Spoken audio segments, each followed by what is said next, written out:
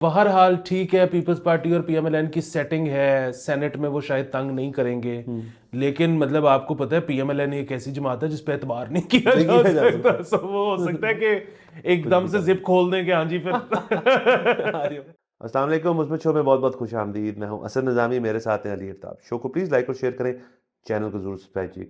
Sir कैसे हैं? Sir मुस्बतिंग हो रही है सर क्या कैसे? हर चीज से ना। अब मुझे नजर ही सिर्फ मुस्बत चीजें आनी शुरू हो मतलब गई मुस्बतनेस ऊज कर रही है हैं। आपके अंदर से बाहर आ रही मेरे को ना ट्रेनिंग देखे कि 100 एपिसोड लगते हैं, है। माइंड आपका ट्रेन हो जाता है। सर मेरे ख्याल में इस शो से और कोई शख्स कुछ ले ना ले, ये आउटलुक हो जाए कि आपको अभी ताजे ताजे छितर भी पड़े हैं ना, आपने उसमें से कोई पॉजिटिविटी निकाल दी। वाह। वो क्या ही होगी वो हमें बंदा बताएगा, लेकिन कुछ ना कुछ निकल आता है। सर आपको पता है, हमें कम मिसाल है इस चीज की। सर ये हुआ है ना, वो थोड़े दिन पहले जब मैं आपको बता रहा था कि दफ्तर में चोरी हो गई, तो वो डॉक्टर साहब का नुकसान हो गया काफ़ी, फाद अली का। तो मैंने उनको कहा कि जी वो कितने की फटी लगी और ये बड़ा मसला है, बड़े, अब मैं ज़ाहिर है हमदर्दी कर सकता हूँ ना। तो उसमें उन्होंने कहा कि नहीं यार, ये देखो ना कि इससे भी ज़्यादा नुकसान हो सकता था, हम क्या कर लेते, वाह। ये तो कम हुआ है। यार देखो, ये दफ्तर, अब इस दफ्तर की हवाओं में मुस्बतनेस है। मुस्बतनेस समा गई सर है। वाह, यानी कि कोई अगर बहुत बहुत ज्यादा टेंशन में हो, इधर आ जाए बिल्कुल। और खुश होके जाए। वाह। सर आगे बढ़ते हैं। कुछ खबरें हमारे पास हैं, कुछ जनरली सबके पास हैं, पहले हमारी वाली डिस्कस कर लेते हैं।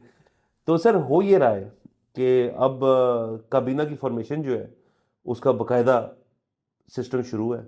बहुत सारे नाम हमें पता चल गए, वो हम डिस्कस करते हैं। एक तो हमारे जो औरंगजेब साहब हैं एचपीएल के, उनका तो अब तमाम मीडिया पे आ रहा है, लेकिन इसका क्रेडिट हमारे शो को जाता है कि हम सबसे पहले से हम ये बात कर रहे हैं। उन पे भी आता हूँ, उन पे भी टेक्निकलिटी उस पर आते हैं, लेकिन मैं बात करना चाहूँ यूसुफ रज़ा गिलानी साहब की। मुझे पता चला है कि हाथ हो गए। अच्छा, अब ये अगेन जिस जो मेरी सोर्स है वो उस तरह से तो वो है तो बहुत रिलायबल, लेकिन आगे जाने वाले दिन में इतनी चीज़ें इतनी जल्दी तब्दील हो रही हैं। मैं आपको इस वक्त का बता रहा हूँ सीन क्या है।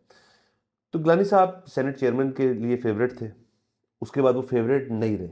हमने अपने शो में बात की कि वो किसी और को अप्रोच किया जा रहा है, किसी और को एज सेनेट चेयरमैन करना चाह रहे हैं। अब टेक्निकलिटी इसमें ये है कि जब वो इलेक्शन लड़ ली उन्होंने और वो जीत गए, मतलब अभी तक वो तैमूर मलिक साहब की नज़रों में वो इलेक्शन सही नहीं हुआ और वो उसको कंटेस्ट कर रहे हैं। उनका फैसला जो है वो इलेक्शन कमीशन में अभी तक महफूज पड़ा है, उनको बताया नहीं अभी तक क्या है, तो वो ज़रा लंबा चल रहा है। गिलानी साहब ने ये किया कि वो मतलब रिटर्निंग कैंडिडेट बन गए, वो मतलब हलफ ले लिया उन्होंने। सो अगर आप सेनेट में हो और आप हलफ भी लें तो आप दोनों चीज़ें नहीं रख सकते। सो सेनेटरशिप से उन्होंने अपना ख़त्म कर दिया। अब मसला ये हुआ है कि पीपल्स पार्टी कोई की पोजीशन नहीं ले रही कैबिनेट के अंदर। पीपल्स पार्टी जो है वो किसी को नहीं कुछ ना मांग रही है ना दे रही है, तो गिलानी साहब को कुछ नहीं मिल रहा। सो अब सुनने में है कि गिलानी साहब जो है अपनी एमएनए की सीट छोड़ रहे हैं और वो फिर से सेनेट का इलेक्शन फिर से लड़ेंगे। बिकॉज उनको अब सेनेट ज्यादा अपीलिंग लग रहा है। तो वही वाली बात जो हमने शो पे की थी कि इससे बहुत बेहतर था कि वो इलेक्शन ही ना लड़ते। सो अब उनको एक जगह जहाँ पे बाई इलेक्शन होगा वहाँ पे ज़ाहिर है तैमूर साहब फिर से अपना करने की कोशिश करेंगे। अब वो तो देखेंगे जब भी होगा, लेकिन सेनेट के अंदर मुझे लग रहा है सर बड़ी खिचड़ी पकने लगनी है कि ये सेनेट चेयरमैन की हद तक भी, और गिलानी साहब अब वहाँ पे फिर से अपना उनको सेनेटरशिप का इलेक्शन लड़ना पड़ेगा। सर असल में ना होता ये है कि गिलानी साहब की सेनेट में जो मुद्दत रह गई थी वो रह गई थी 3 साल। ठीक है, सो अब अगर ये दोबारा इलेक्ट होते हैं तो ये 6 साल के लिए हाँ होंगे। जी। अच्छा, लेकिन फिर वही बात है कि जिस तरह से एक एडवांटेज उनको ये अभी भी है कि अब अगर बाई इलेक्शन होते हैं, बाई इलेक्शन में वो किसी को भी खड़ा करते हैं। हाँ ठीक है, सो बाई इलेक्शंस में हुकूमती पार्टियों को वोट अमूमन ज्यादा पड़ता हाँ है। जी। मतलब एक होता है बाई इलेक्शन जो कि जनरल इलेक्शन से साल पहले होता है, 1.5 साल पहले होता है, उसमें लोग भड़ास निकाल देते हैं। अभी तो जनरल इलेक्शन हुए हुए महीना नहीं हुआ। हाँ जी। ठीक है, बाई इलेक्शन में लोगों को है कि यार आगे 5 साल हमने गुजारा करना है, जी। ऐसे बंदे को लेके आओ जो फंड लेके आए। हाँ तो इसलिए एक तरह से तो ये फायदेमंद हो गई बात कि अब जो पहले जिस तरह नेक टू नेक गया है तैमूर साहब का और गिलानी साहब का, इस दफा गिलानी साहब का जो भी कवरिंग कैंडिडेट होगा वो उसको बड़ा ठीक ठाक एज होगा। होगा। लेकिन फिर भी वही वाली बात, ये सारा कुछ करने की जरूरत नहीं थी बिल्कुल भी। क्योंकि बहरहाल ठीक है, पीपल्स पार्टी और पीएमएलएन की सेटिंग है, सेनेट में वो शायद तंग नहीं करेंगे, लेकिन मतलब आपको पता है पीएमएलएन एक ऐसी जमात है जिस पे एतबार नहीं किया जा सकता। सो वो हो सकता है कि एकदम से जिप खोल दें कि हाँ जी फिर ऐसा बात कर लेते हैं जरा, जो कैबिनेट बनने को जा रही है। अच्छा, एक तो हमने फाइनेंस वाले की बात की थी, और उनकी टेक्निकलिटी ये है कि वो है ड्यूल नेशनल। अब उसमें मसला ये है कि वो उनके लिए असल में मेरे ख्याल में वो तरीक़ेकार ही ये है कि वो रहेंगे as the main advisory capacity में, और साथ जो हमारी केयर टेकर की थी शमशाद साहिबा, मेरे ख्याल में वो आएंगी साथ एज स्टेट मिनिस्टर। तो असल में जब तक आप सेनेट में ना हो या आप पार्लियामेंट में ना हो तो मनी बिल्स जो है वो आप नहीं पास कर सकते, तो उसमें आप पार्टेक नहीं कर सकते, और ड्यूल नेशनलिटी में से आपको अपनी वो वाली छोड़नी पड़ती है, और फिर आप एज सेनेटर लग सकते हो या आप पार्लियामेंट में आ सकते हो। सो ये आई थिंक उनका एक बड़ा अच्छा एक प्रोटेक्टिव किस्म की शील्ड है कि वो पीछे से, और मेरे ख्याल में उनका डन भी ये हुआ एंड में जाके, जो पहले उन्होंने ना शायद इसलिए की थी कि आपको बनवा देंगे, एंड में ये हुआ कि जी आप मेन एडवाइजरी कैपेसिटी में आएंगे। सो फाइनेंस के जो सारे मामलात हैं वो देखेंगे, स्टेट मिनिस्टर के तौर पे या मिनिस्टर के तौर पे एक और शख्स जिसका हमें पक्का नहीं पता कौन होगा, वो डे टू डे रन करेगा। ये भी मुमकिन है कि शहबाज शरीफ साहब जो है फाइनेंस अपने पास रख लें और एडवाइजरी कैपेसिटी में इसको चलाएं, और बिल पासिंग बाकी चीज़ के अंदर फिर अपने आप को इस्तेमाल कर लें, ये भी मुमकिन है, लेकिन ये आगे पता चलेगा। उसके साथ साथ इसहाक डार साहब जो हैं उनको फॉरेन मिनिस्ट्री का आवाज़ हमें पता चली है, सर अभी कर लेते हैं होल्ड। ख्वाजा साहब डिफेंस, एहसन इकबाल साहब को दो बड़ी अहम मिनिस्ट्रियाँ दी जा रही, प्लानिंग में तो थे ही वो, प्लानिंग के साथ साथ प्राइवेटाइजेशन भी एहसन इकबाल साहब को दी जा रही है, और इंफॉर्मेशन जो आपकी मेरी फेवरेट मिनिस्ट्री है वो तावला तावर साहब को मिलने जा रही है। अच्छा, ये बड़ी अच्छी ये आपको कबीना का मैंने एक स्ट्रक्चर सा बता दिया है, इसमें से जितने गलत हुए तो आप मेरे नंबर काट लीजिएगा, जितने ठीक होंगे आपको फिर वो दिहाड़ी पड़ जाएगी। नहीं सर, वो तो सादा सा है कि जितने भी गलत होंगे वो सोर्स का कसूर है, और जितने ठीक होंगे वो आपका कमाल है। हम गलत बात करते ही नहीं। हाँ, अच्छा, इसमें सबसे पहले तो हम आ जाते हैं उसके ऊपर ना, औरंगजेब साहब के ऊपर। वो कल भी हमने जिक्र किया था कि उनका डुअल नेशनलिटी वाला मसला है, वो मेरे ख्याल में डच नेशनलिटी है। जी, डच। तो और वो जाहिर है, मैं तो सर वैसे कितनी क्लासी नेशनलिटी, क्या बात सर, क्या बात, ये एमी ये लंदन और अमेरिका वाली कहानी में सीधा डच, वाह। तो ये जो है जाहिर है, मैं एक्चुअली वैसे कुछ लोगों को जानता हूँ जिन्होंने अपनी नेशनलिटियाँ दूसरी जो थी वो वापस की पॉलिटिक्स में हिस्सा लेने के लिए, और मतलब उनको खिराज तहसीन हम पेश करते हैं कि बात है सर, बड़ा पैट्रियोटिज्म का वो तो उनके बच्चे उनको बताएंगे ना बाद में। अच्छा, लेकिन उसमें ये है कि अब तक ना उनके बच्चों की हो चुकी हुई थी, क्योंकि वो थे नेशनल तो उनके बच्चे हो गए, अब उन्होंने छोड़ दिए, बच्चे हैं, उन्होंने अपने आप को यहीं रख लिया। लेकिन फिर भी मैं उनको, मैंने मतलब जहां भी मतलब अगेन सर उनको कभी ना कभी किसी वीजा के लाइन में लगना तो पड़ेगा ना, या किसी इंटरनेशनल एयरपोर्ट पे उतर के उनके बच्चे लेफ्ट पे जाएंगे वो राइट पे जाएंगे ना। सर वो तो बल्कि आपको पता है ना कि जब आप खास मतलब आई एम श्योर सब में ही होता होगा, अमेरिका की जब आप रिवोक करते हो ना नेशनलिटी, तो आपको एक इंटरव्यू भी देना होता है, एग्जिट इंटरव्यू। तो उस इंटरव्यू में वो जाहिर है वो तो दे डोंट माइंड आप you opting out of it, वो कहते हैं okay fine, they just tell you one thing कि अब अगर आपको अमेरिकन वीजा चाहिए तो वेटिंग टाइम 2 साल है। हाँ। तो यहाँ पे एक्चुअली पता नहीं ना होता कि हुकूमत 5 साल चलनी भी है कि नहीं, ये बड़े मसाइल होते हैं। हाँ। तो खैर ये आई एम श्योर, और ये आपकी यानी कि आप कह रहे हैं कि आप किसी की नेशनलिटी छोड़े तो वो जैसे आपकी एक एक्स बन जाती है, ये एक एक्स बन जाती है आपकी, और फिर आपको वो चीजें लेगी आपकी जब उनको मौका मिलेगा। बिल्कुल सर। अच्छा, तो और वो जो आपने वो बात की है ना कि बिल्कुल ऐन मुमकिन है कि प्राइम मिनिस्टर दें ही ना किसी को वजारत, हाँ रख ले, वो रख लें अपने पास। अच्छा, ऐसे पीएम कर ले और इनको कुछ और बना ले। बिल्कुल। अच्छा, ये जो शमशाद साहब है ना जी यार, अभी तक तो बड़ी रीजनेबल खातून लगी। यस, मतलब वो थी केयर टेकर। हाँ, लेकिन अभी तक बड़ी रीजनेबल, अग्रीड। हाँ। अच्छा, फिर हम आ जाते हैं अता तारड़ साहब पे। अच्छा, अता तारड़ साहब जो है, ये जो आपने खबर सुनाई है, मेरे लिए तो ये गुड न्यूज़ है sir, good news all around. उसकी वजह ये है कि बातें हो रही थी इनको इंटीरियर देने की। फाइन है, ठीक है, बुखार बखा के जुकाम बेचना ना कम, ठीक है। हालांकि उनसे किसी ने अभी किसी एक शो पे पूछा तो उन्होंने ना नहीं की, उन्होंने कहा जी मुझे जो जिम्मेदारी मिलेगी मैं ले लूंगा। इसका मतलब है जो बंदा ए कहते हैं उन्हें इन्फॉर्मेशन ही मिल रही है। अच्छा, और बीच में मैं भूल गया हूँ कि आपने किन किन के एहसन इकबाल साहब, बहुत जरूरी, प्लानिंग एंड प्राइवेटाइजेशन। हाँ, सो एहसन इकबाल साहब का सीन ये है कि एहसन इकबाल साहब जो हैं वो आपको पता है कि प्लानिंग में हमेशा जब भी वो होते हैं उनकी प्लानिंग बेहतरीन है। तो वो प्लानिंग में होते हैं। हाँ। अच्छा, मेरा एक और ज़ाती तौर पे ये ख्याल ये है कि बंदा ना तंग भी पड़ जाता है। मतलब एक चीज़ में बहुत ज़्यादा रहा हो ना तो वो तंग भी पड़ जाता है कि यार मैंने नहीं करना, अभी कुछ और दे दो, थोड़ा फ्लेवर। कुछ फ्लेवर चेंज हो जाए। सो मेरा अंदाज़ा ये है कि अगर उनको प्लानिंग दी जा रही है ना तो शायद उन पे फोर्स की जा रही होगी कि आप ये लें। और ये भी एक मुस्बत चीज़ है, और ये मुस्बत चीज़ इसलिए है कि शायद इसका मतलब है कि चाइना जो है वो अपने दोबारा से काम शुरू करवाना चाहता है, बिकॉज चाइना जो है वो कंफर्टेबल है, वो उसने काम किया हुआ है पहले, ना हाँ, समझ रही है, तो ये पूरा वो प्रेशर है और इसका तो फिर काम दोबारा थोड़ा सा रोल। दूसरा, हाँ, एहसन इकबाल साहब इंटीरियर मिनिस्टर भी बने थे थोड़ी देर के लिए, और जिस दौर में वो इंटीरियर मिनिस्टर बने थे तब हो गए थे धरने टीएलपी वाले, if I am not wrong. तो वो भी जरा सोचें कि वो शायद इंटीरियर नहीं चाह रहे होंगे फिर से, तो वो प्लानिंग में शायद खुश ही होंगे, रहने ठीक है।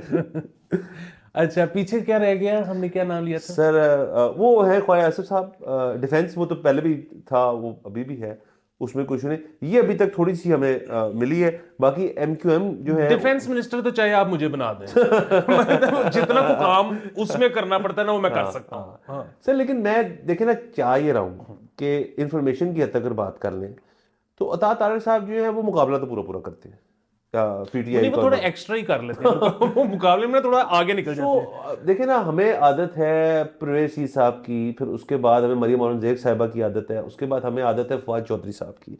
अब देखिए ये बड़े वेरिएटेड किस्म के इंफॉर्मेशन मिनिस्टर्स हैं। अब इनका अगर तो कोई खुलासा निचोड़ अगर निकल आए ना तो मेरे ख्याल में ये इन तीनों की कॉम्बिनेशन एक इंफॉर्मेशन मिनिस्टर में बड़ी ज़बरदस्त है। सो अता तारक साहब अगर ये कर पाए तो बहुत अच्छा है, मतलब ठहराओ परवेज साहब का, बयानबाजी फवाद चौधरी साहब की, प्लानिंग मरियम औरंगजेब की, तो इंफॉर्मेशन अच्छी चला सकते हैं। अच्छा, अब सर ये जो अता तारक साहब है ना, इनसे लोगों को बहुत शिकवा है, और वो गिला शिकवा ये है कि जी बहुत खुल के बोलते हैं।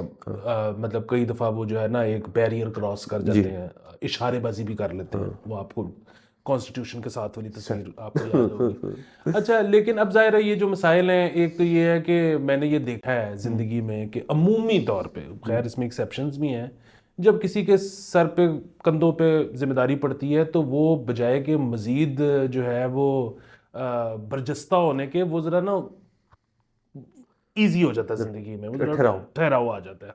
तो एक तो शायद हमारी ख्वाहिश ये है कि जी इनमें भी ठहराव आ जाएगा। दूसरी चीज़ ये है कि इनकी एक बहुत अच्छी बात है, एक्सेसिबल है। हाँ, सो आप इनसे रब्ता करें, ये आपको मिल जाएंगे। Very good. तो ये चीज़ बड़ी इंपॉर्टेंट होती है इंफॉर्मेशन मिनिस्टर के लिए। सर काम ही है। उसकी वजह ये है कि सर जो मेरे ख्याल में हमने अपनी ज़िंदगी का, मतलब जाहिर है पहले हमें नहीं पता क्या कुछ हुआ है, अपनी ज़िंदगी का जो हमने वर्स्ट इंफॉर्मेशन मिनिस्टर देखा था वो था कायरा, बदतमीज, जी। इनएक्सेसिबल। तो आपने इस इंफॉर्मेशन मिनिस्टर का क्या करना है जो बदतमीजियां करता फिर और आपको साहब मिल ही नहीं मज़ेदार रहा? बात तो आपने जिक्र कर दिया, तो कायरा साहब जब आउट गोइंग थे और केयर टेकर मिनिस्ट्री आई थी, तो मेरे वालिद साहब मरहूम जो है वो केयर टेकर इंफॉर्मेशन मिनिस्टर बने थे, और उनको पहले दिन जब वो बने थे तो मैं उनके, जब उन्होंने हलफ लिया था मैं साथ गया था उनके, तो रात को हामिद मीर ने शो पे बुला लिया। उस शो पे पूछते हैं कि आरिफ साहब आपकी के इंफॉर्मेशन मिनिस्ट्री को कैसे लेके चलेंगे, आपके क्या ख्याल है? वो कहते हैं मेरे ख्याल में इंफॉर्मेशन मिनिस्ट्री होनी नहीं चाहिए, इससे ज़्यादा कोई चीज़ ही नहीं है कि ये क्या, ये मिनिस्ट्री क्यों बना ली, इसकी क्या क्या तुक है इसका। तो कुछ ये भी एक जर्नलिस्ट और सीनियर जर्नलिस्ट काफ़ी हैं, वो कहते हैं कि यार आपके पास इसकी मिनिस्ट्री क्या, आपके स्पोक्समैन होते हैं तो स्पोक्समैन होते हैं, क्योंकि सर देखिए ना, हर डिपार्टमेंट का तो अपना स्पोक्समैन होता है, हर महकमे का अपना स्पोक्समैन होता पीआर है। होती है उनकी अपनी हाँ, होती है। तो ये मतलब आपको एक ओवरऑल इंफॉर्मेशन मिनिस्टर चाहिए क्यों है? और ये तो और एक दौर में ये होता और था। सूबों में भी है, हाँ, हर सूबे का अपना इंफॉर्मेशन मिनिस्टर। एक दौर में ये होता था कि बेसिकली शायद इंपॉर्टेंट मिनिस्ट्री इस तरह भी थी कि शायद इसका काम ये होता था शायद कि इसने पीटीवी चलाना है। पीटीवी सर अब्जॉर्ब हुई थी इंफॉर्मेशन मिनिस्ट्री से मेरे ख्याल में ज़िया-उल-हक के दौर में। हाँ, सो मसला ये है कि अब तो पीटीवी, मतलब फिर वही बात है कि वो पीटीवी भी बगैर इसके चल जाएगा, और दूसरी चीज ये है कि उन पीटीवी चले ना चलेगी सॉरी यूब खान के दौर में। मैं सर हिस्ट्री जरा भाई की थोड़ी रफ है, कोई बट ऐसा मैं मसला उनमें से एक में से दो जिन्होंने पीटीवी, सर पीटीवी तो, लेकिन सर बहुत लोगों को ये नहीं पता कॉन्सेप्ट क्लियर होने चाहिए, तारीख बेशक था, आगे तरीका पीछे गलत हो है जाए। सर। सर आपको पता है पीटीवी लोग जो सुनते हैं पीटीवी के बारे में, पीटीवी आपको पता है कभी भी फुली पब्लिक वेंचर नहीं था, पब्लिक प्राइवेट वेंचर था। बट सर पीटीवी किसी और दिन बात करेंगे वाह। प्लीज, फिर मेरा मेरा अपना वो छेड़ देते हैं आप पीटीवी कह के, आप जान के करते हैं। सर मैं तो उनके साथ मुकदमेबाजी में हूँ, आप हाँ भी अच्छा, हैं। मैं भी हूँ। अच्छा, तो क्या बनो उसके इसका। सर वो चल रहा है। सर चलने दे उसको। अच्छा चलिए, ये काबीना की हद तक बात होगी, थोड़ा और आगे चलते हैं। तो केपी में कुछ चीज़ें हुई, उनकी भी काबीना हमारे सामने आई। उसमें सिर्फ ये बात थी कि सब जो तमाम पीटीआई के लीडर्स हैं उनके भाई बहन हमें नजर आए हैं उसके अंदर। तो जो है हमारे सीएम है, उनका भाई भी है, गंडापुर साहब के भाई भी हैं कुछ उसमें अंदर, मरवत साहब के को भाई जो है वो भी उसके अंदर हैं, और दीगर और कुछ नाम मैंने पढ़े थे कि ये जो है केपी की जो मिनिस्ट्रीज हैं, ये उन्होंने आपस में ही यस कर ली। तो ये तो चीज़ अच्छी नहीं लगी, और पीटीआई तो हमने सुना था कि इस चीज़ के खिलाफ है, तो फिर एक ही कीता है। सर जिस तरह से आपने कहा ये यस कमांडो है। लेकिन सही है सर, बात ये है कि उनके भाई जिनके भी भाई हैं उनको अगर मिनिस्ट्री मिली है तो जाहिर है वो भी वोट लेके आए हैं। तो जाहिर है एक कॉन्स्टिट्यूएंसी तो ऐसी थी ना जो चाहती थी कि यही सब कुछ बन जाए। देखें आपने अपने हल्के में जिस बंदे को वोट डाला, आपकी तो ख्वाहिश थी ना कि ये प्रेसिडेंट ऑफ यूनाइटेड स्टेट्स लग जाए। वाह। ठीक है, तो वो मिनिस्टर लग गया तो आपको क्या प्रॉब्लम है? ठीक। तो ये सर ओके है, ये सर ओके मुस्बत है। सर, हम इस तरह से नेपोटिज्म और फेवरेटिज्म और मारूसियत, जो मारूसी, हम उसके इस तरह से खिलाफ नहीं, हम तो इसमें शोज कर चुके हैं। तो बट मैं social media point of view से कह रहा हूँ कि आपने फिर मवाद दे दिए दूसरी पार्टी को, उसको भुगते फिर बैठ के। बिल्कुल ये है। और दूसरा इसमें ना मैं बहुत माजरत ख्वाह हूँ कि एक वो हमें कमेंट आया हुआ था और वो मैंने उनको लिखा भी कि हम मंडे को जवाब देंगे, फिर आज वेंसडे हो जी। गया, थर्सडे हो गया, तो वो मैं नाम भूल गया हूँ जिन साहब ने किया था। लेकिन सवाल मुझे याद है और वो ये था कि यार आप बार बार मौत का मंजर दिखा रहे हो कि पीटीआई की हुकूमत आ गई है केपी में, बेड़ा गर्क हो जाएगा, ये हो जाएगा, वो हो जाएगा। भाई वो तीसरी दफा जीते हैं, तो वो कुछ ठीक ही कर रहे होंगे तो जीते हैं ना, तो आप एमी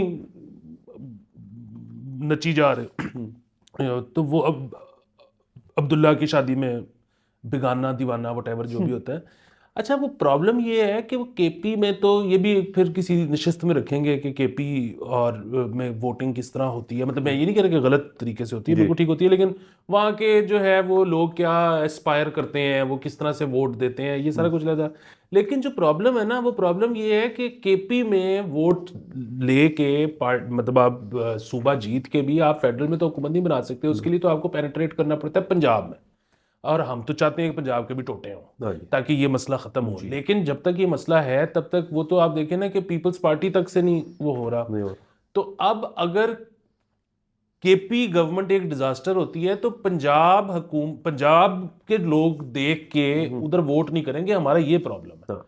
सो केपी गवर्नमेंट चलाना अच्छी इसलिए जरूरी है क्योंकि वहां के लोग तो चाहे चौथी दफा भी वोट दे देंगे, इत्थे वाले नहीं देने लगे। नहीं नहीं, बिल्कुल आप इसे ठीक है। और केपी कहते एक और भी चीज़ हुई है कि प्राइम मिनिस्टर मियां शहबाज शरीफ साहब का जो पहला दौरा था वो था केपी का, और वहाँ वो गए तो अली मीन गंडापुर साहब नहीं मिले उनको, और उनके भाई मिले उनको, वो नहीं थे वहाँ पे, लेकिन बताया उन्होंने क्यों नहीं वहाँ पे, और वो भी बड़ी मज़ेदार है।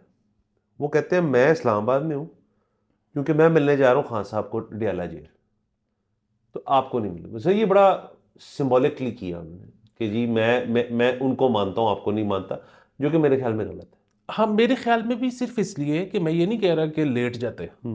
बात ये है कि यहाँ पे एक काली पट्टी बांधी जा सकती है, अलामती एहतजाज हो गया, मिले प्राइम मिनिस्टर को, हाँ अप्रूव कराएं प्रोजेक्ट्स, जी। शुरू करवाएं। बात ये है कि खान साहब तो बहुत इंपॉर्टेंट हैं, लेकिन वो जिस बंदे ने आपको वोट डाला है वो नहीं इंपॉर्टेंट, ओदे काम कराओ। तो कम कराओ सर। और बाकी देखें सर, जो जो चीफ मिनिस्टर होता है ना, हमने मान लिया एक सूबे का चीफ मिनिस्टर होता है, वो सूबाई हद तक उसने काम करना होता है, लेकिन तमाम चीफ मिनिस्टर्स का जो भी ऊपर मिनिस्टर होता है वो प्राइम मिनिस्टर होता है जो पूरे मुल्क का होता है। अब वो उस डिबेट को अगर आप हर चीज़ में लाना शुरू कर देंगे ना जी कि नहीं जी है नहीं, हम इनको मानते नहीं है, तो ये जो है एक तो पोलराइजेशन बहुत मजीद बढ़ेगी, अगर तो जितनी बढ़नी थी उससे ज़्यादा बढ़ जाएगी।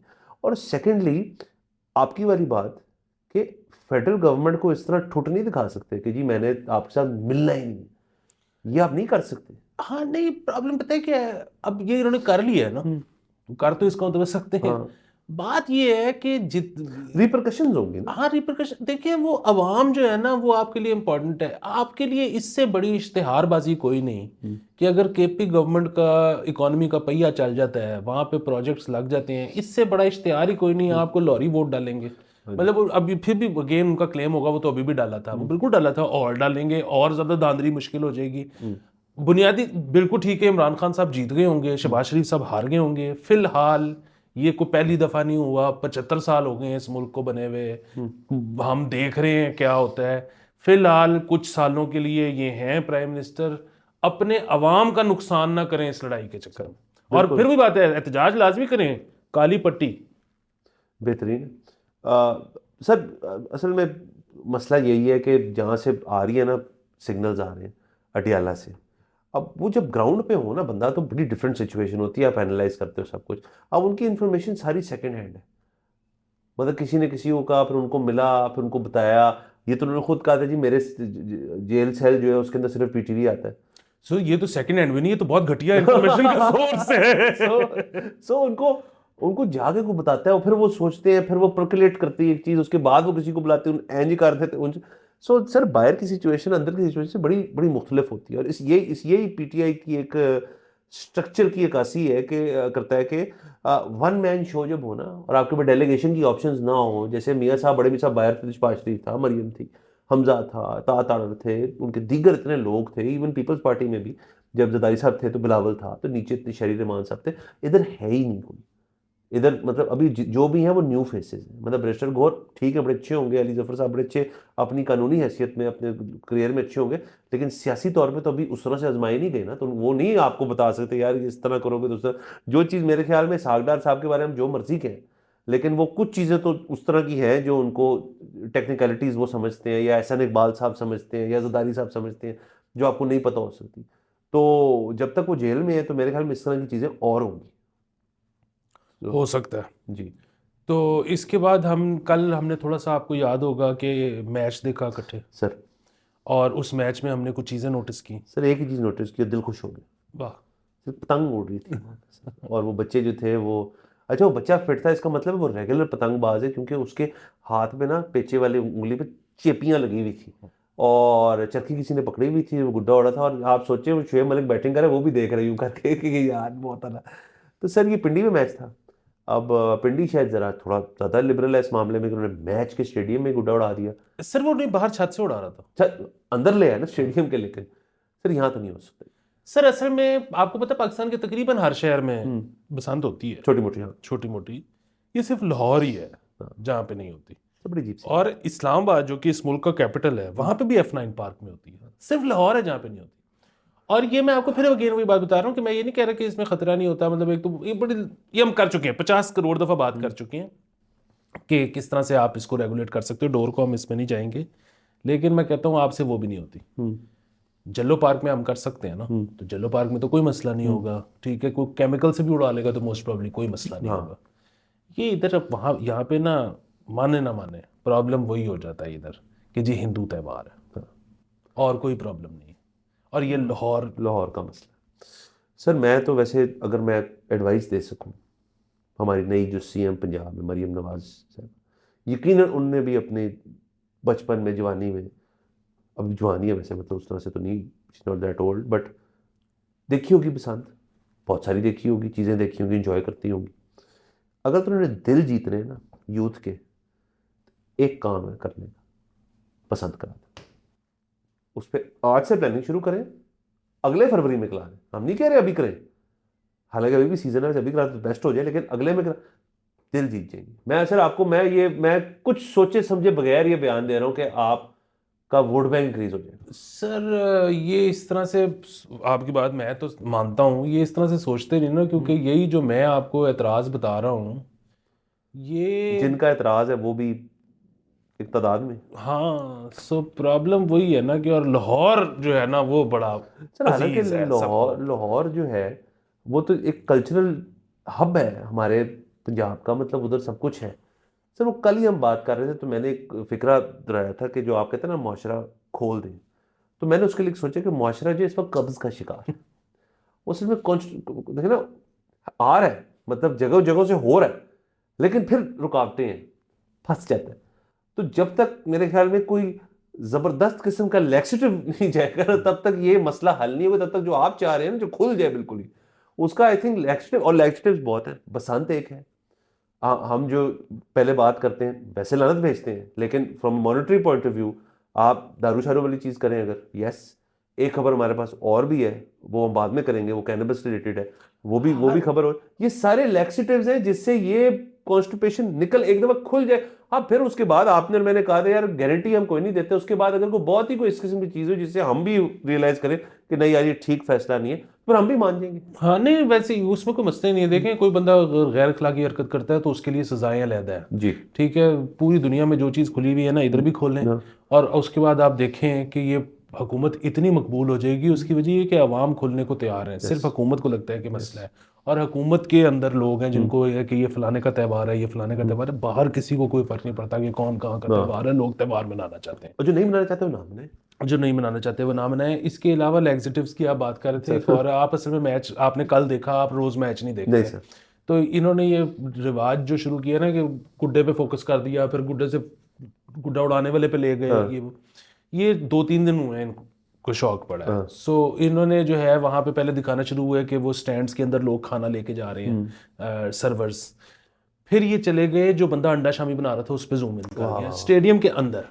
अब ग्रेट, डायरेक्टर अच्छा मिला इनको। डायरेक्टर अच्छा है वो। और वो आपको पता है कि अंडा शामी जो है ना, वो इंडिजिनस है, वो मतलब कोई बाहर से हमने नहीं लिया, नहीं, ये हमारी इजाद है। हमारी इजाद है, यस। लेकिन वहां पे मुझे एक चीज ये लगी कि भाई वो पूरी दुनिया देख रही है, अंडा शामी बनाने वालों ने कोई ग्लव ग्लूव नहीं थे पहने। ठीक है, खुले ही चल रहा था सारा कुछ। पीएफए का छापा। वो मैं कह रहा था कि एक तो वो भी, वो खा के भी हो सकता है कि आपका निकल जाए सारा कुछ। अच्छा, आपने एक एडिशनल लैक्सेटिव डाला है, वाह। सर वो लैक्सेटिव नहीं, वो बम है। वो वाला अंडा शामी है जो खा के 2 दफा मिर्चें लगती हैं आपको। तो ये जरा देख लें कि जाहिर है पूरी दुनिया देख रही है। Easy easy. जरा ग्लव्स। हाँ। सर क्रिकेट का आपने जिक्र किया, 2 और खबरें। पहले तो पाकिस्तान वाली कर लेते हैं, एक और जो कि मुस्बत है। वो पहले भी हुआ था जब हम इंग्लैंड की हमारी टेस्ट सीरीज थी, उससे पहले बॉयज़ गए थे आर्मी ट्रेनिंग कैंप में 10 दिन के लिए। अब फिर से ये वाले बॉयज़ जा रहे हैं 10 दिन कैंप। ठीक है, एक from a PR point of view, from an ISPR point of view बड़ा अच्छा होता है कि ये चीज़ हो जाती है। पिछली दफ़ा लेकिन ये मिसबा साहब ने जो थे वो डांड निकालना शुरू कर दिए, उन्होंने टेस्ट मैच के अंदर लॉर्ड्स के अंदर ही निकाल दिए थे। सर वैसे ज़बरदस्त था, सलूट करके उन्होंने किया था। तो अब देखें क्या करते हैं, और मुझे टेंशन हो रही है हसन अली से कि वो क्या करेगा, या बाबर तो मतलब थोड़ा सा धीमा है, लेकिन और रिजवान क्या करे। सर मुझे टेंशन हो रही है। वो टीम एक और टीम थी, ये टीम एक बिल्कुल बिल्कुल मुख्तलिफ टीम जा रही है। जी सर, ये दो धारी तलवार है, आपको नहीं पता ये किस तरफ चलेगी। उसकी वजह है ना, उसकी वजह ये है कि वो जो टीम यहाँ से गई थी तो उसने जो है उस दौर में रीजनेबल परफॉर्मेंस दे दी थी, इंग्लैंड में जाके जीते थे, तो जरा बल्ले बल्ले हो गई। अब आप सोचें कि ये ट्रेनिंग लेके निकले और जाके 5-0 हार आए, तो उसके बाद वो सारी जो गुड पीआर होनी थी वो सारी नेगेटिव हो जाएगी। पीआर सर ये भी हो सकता है, अहम मुमकिन है 10 दिन का ये है कैंप, कुछ 2-3 कहे यार साड़ी पास हो गई है, कुछ 5-6 दिन बाद वो कहे और खबर क्या आई है जी कि ड्यू टू इलनेस अंडा शामी एक वापस आ गई। तो सर ये भी बड़ा मसला है, ये भी पुठी पे सकती है। तो ये इसलिए मैं तो ये कहता हूं कि जो काम जिसका नहीं है ना, उसमें बढ़ने की जरूरत ही नहीं। सर कि क्रिकेट टीम को आप रहने यानी कि दें। आप कह रहे हैं कि फिटनेस हमारी टीम का काम नहीं, तो वो ना करें।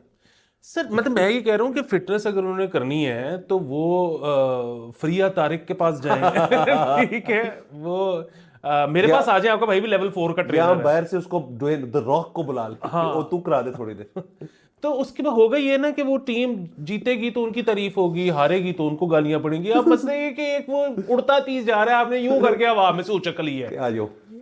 सर देखते कोई सर मुस्बत तो है ना, मतलब इस तरह कर हाँ हाँ, कोई एक्टिविटी तो हो रही है। सर तीसरी जो क्रिकेट की खबर थी वो बहुत ही मुस्बत है। हम तो एंजॉय करते हैं कोई नई किस्म की चीज़ जो है हर वक्त चलती रहे। इंडिया के अंदर उन्होंने शुरू किया T10 tape ball league.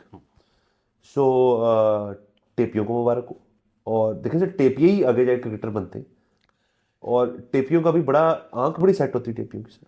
Sir वो तो कमाल होती है। जो मेरा वाहिद इसमें प्रॉब्लम है ना, वो ये है कि इसको ज़रा डबल चेक कर लें कि ये टेप बॉल है तो बहुत अच्छी बात है, ये कहीं टेनिस बॉल ना हो, क्योंकि इंडिया में for some reason tape ball is not famous. वहाँ पे खेलते हैं लोग tennis ball. Tennis ball cricket. हाँ, ये एक सर हमें तो फर्क ही नहीं पता ना, टेनिस बॉल के ऊपर टेप ना चढ़ी हो तो हम तो उसको पकड़ के फिरते रहे बस, ऐसे कि की है। वो हमारे लिए तो वो स्ट्रेस बॉल होता है। नहीं, ये इंडिया की एक बड़ी, इंडिया मैं अब उसका नाम भूल गया हूँ, मुनासिब, मतलब नॉट टू गुड, लेकिन एक मुनासिब सा शो भी है टेप, सॉरी टेप फिर कह रहा हूँ, टेनिस बॉल क्रिकेट के ऊपर उनका एक मतलब शो है, प्राइम का है। अच्छा मैंने देखा। हाँ, सो मैं आपको नाम बता दूंगा, मुनासिब वॉच। तो वहाँ पे ये मशहूर है, और ये जो है ना उतनी क्वालिटी क्रिकेट नहीं है। उसकी वजह ये है कि गेंद इतना तेज नहीं आता, गेंद अजीब सा पड़ के ना बाउंस करता है बहुत ज्यादा, हवा में खड़ा हो जाता है। मतलब टेनिस तो टेनिस है, वो जो टेप बॉल है ना वो है गोली और चीज है। हाँ, वो उसका जो मजा है ना देखने का। सर टेप बॉल अगर एक अच्छी स्पीड पे आके आपको वजे ना तो आपको एकदम बस लग पता जाता है। हाँ, और दूसरा ये है कि वो गेंद तेज आती है, तेज ही जाती है, लंबा छक्का जाता है, शूं की आवाज आती है जब आके ठुमका ऐसे करके निकलते, यूं करके निकलते। अब वो टेनिस बॉल तो नहीं। सर अब देखें, अब यहाँ मुझे पता है कि इनफॉर्मली या सेमी फॉर्मली लीग्स चलती है टेप बॉल की, लेकिन मुझे बताएं कि व्हाट इज स्टॉपिंग पीसीबी कि यार हम ओन करते हैं। देखिए आपने किसी किस्म की क्लब क्रिकेट बंद कर दी, आपने मैकमो क्रिकेट जो है बंद कर दी, आपने दोबारा चालू हो गई है मेरे ख्याल में, लेकिन इंटरेस्ट नहीं रहा ना। मुझे बताएं सर, एक प्रॉपर टेप बॉल टूर्नामेंट जो है जिसके अंदर लीग फॉर्मेट हो, जिसके अंदर आप एक, मैं तो कहता हूँ सर इसके ऊपर तो प्रीक्वल शो बन सकता है कि जी हम टैलेंट हंट करने जा रहे हैं पूरे पाकिस्तान में टेपिए लेने के लिए बेस्ट।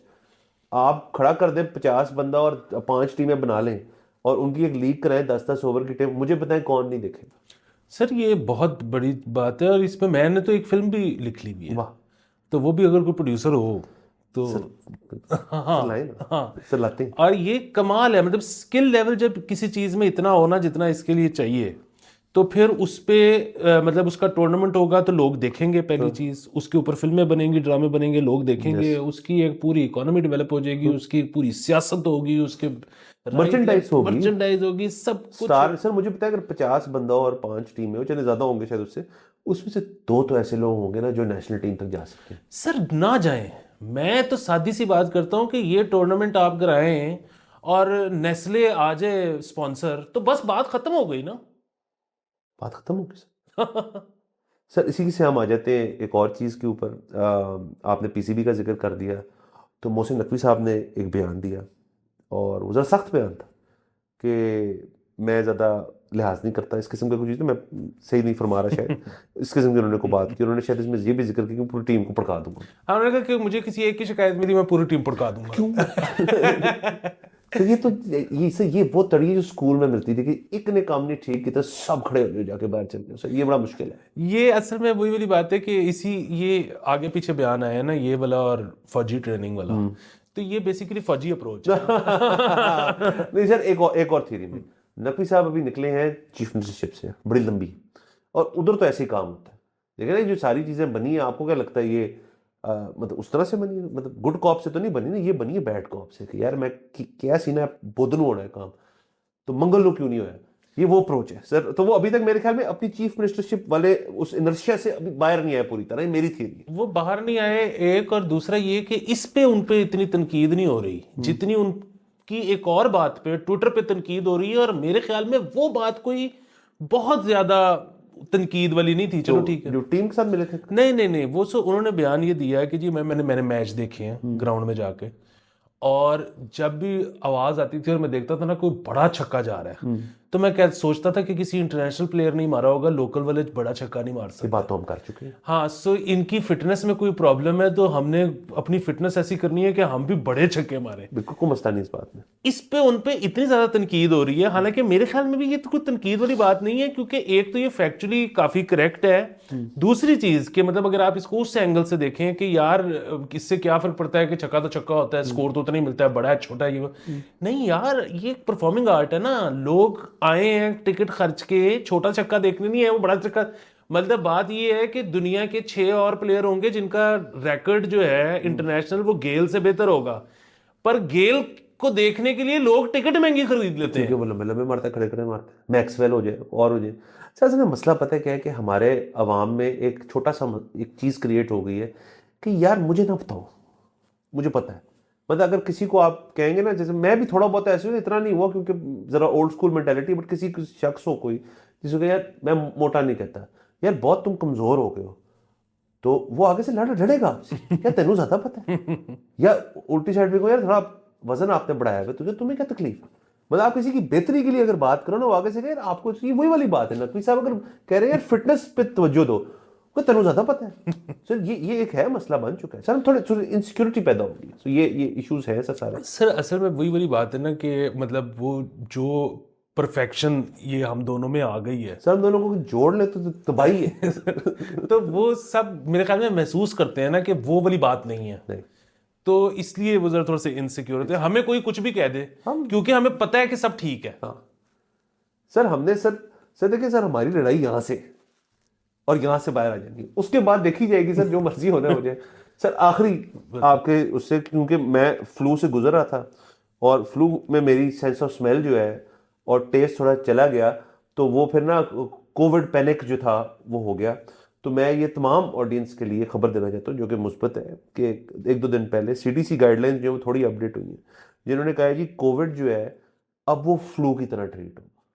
उसमें कोई आइसोलेशन नहीं है, उसमें कोई ये नहीं है कि जी बिस्तर लैदा कर लो, उसमें ये नहीं है कि तू सोफे पे सो आप उधर सो, उसमें कोई इस किस्म की बात नहीं है। आपने उसको ट्रीट करना है एज अ फ्लू। 4-5 दिन बहुत आपको मुसीबत है, एंटीबायोटिक खा लो, वरना जो मैंने कल के शो में बताया था जोशांदा 2 दफा, वाह, और आप ठीक हो जाएंगे। सर ये मैंने जाते जाते मैंने कहा था सर मैं जरा शेयर कर दूं सर, मुस्बत नोट पे एंड करें हम सारे, क्या सब कुछ ही मुस्बत। नाज़रीन thank you so much for watching. कल आपसे इंशाल्लाह फिर मुलाकात होगी। खुदा हाफिज़।